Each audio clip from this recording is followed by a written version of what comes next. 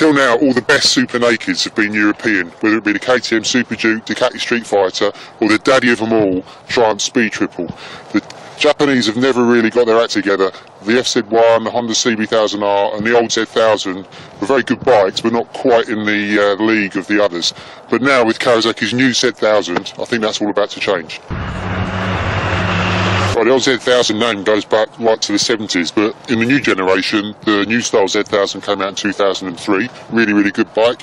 But a couple of years ago, the Z1000 went all Mr. Blobby on us, but now we've got a brand new one. This bike has got a 1043cc engine, inline 4. It's got a brand new engine, brand new chassis, which is like an up and over cast aluminium frame, like the ZX10, and brand new styling.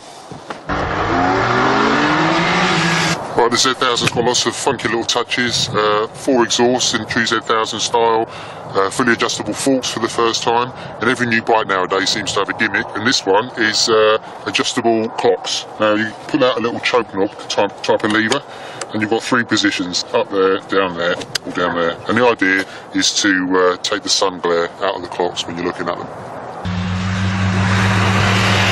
It's obvious Kawasaki were gunning for the Speed Triple when they made the Z1000s. On paper, the bikes are very similar. They almost weigh the same. The Speed Triple's 1 kilo lighter, and the price is almost the same.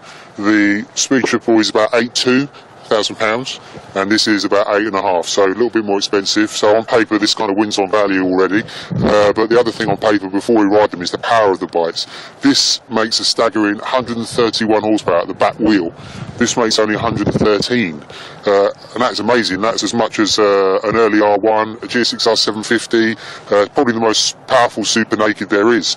So the question is, does all the power of this bike make it into a better road bike?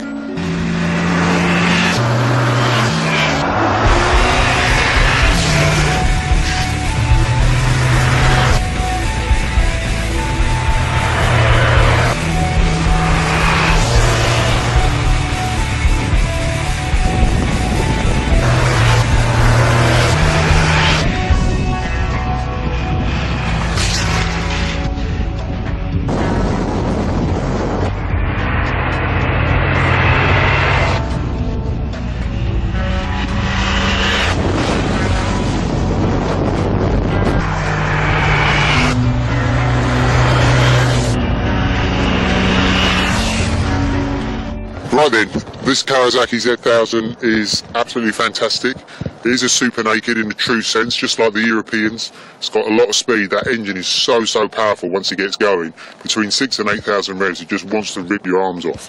The styling's beautiful.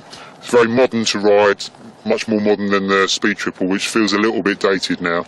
The suspension's really nice, but there's a but. The low-end power on this isn't very good, so you've really got to rev it to get anywhere, which is good if you're in the mood, but if you're not, if you're just trundling around, it can be a bit of a pain. And what the Triumph has that the Kawasaki hasn't is just that 1% more in all areas. The throttle response is just that little bit smoother. It's got that little bit more grunt, so if you like pulling wheelies, you can almost pull this up at walking pace. But this, you've got to slip the clutch like a super bike and you're going faster. The brakes are better on this, the suspension's plusher on this, the ride quality is a bit better, and it's cheaper. So the winner of our test is the Speed Triple, but only just.